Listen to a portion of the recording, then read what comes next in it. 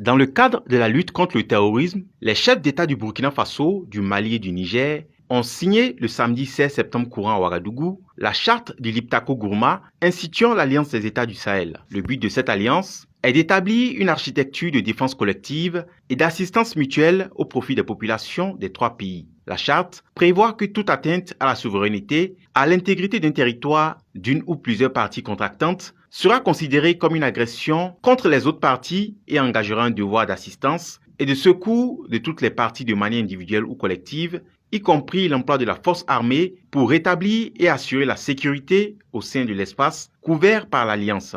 Et pour certains observateurs politiques, cette décision conjointe des trois pays vient à point nommé. Oui, d'entrée de jeu, je dirais oui, puisque c'est moi-même qui soutenais ces idées ici. Qu'il faut faire ça. Aujourd'hui, c'est une matérialisation. Donc moi, j'y crois fermement.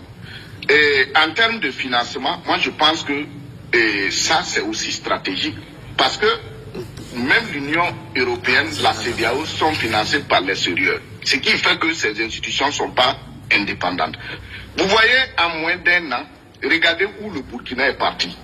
En moins d'un an, regardez où le Burkina est parti. Par contre, d'autres observateurs politiques ne le voient pas de cet œil. Cette alliance, je n'irai pas dans le sens de mon co-débatteur, mais je dirais plutôt que cette alliance même pose un problème même je veux dire, éthique et constitutionnelle. Pourquoi? Parce que, imaginez-vous, cette alliance est faite par des pushistes qui, il faut, comme il faut le remarquer, ils ont un pouvoir qui détiennent seulement par les armes.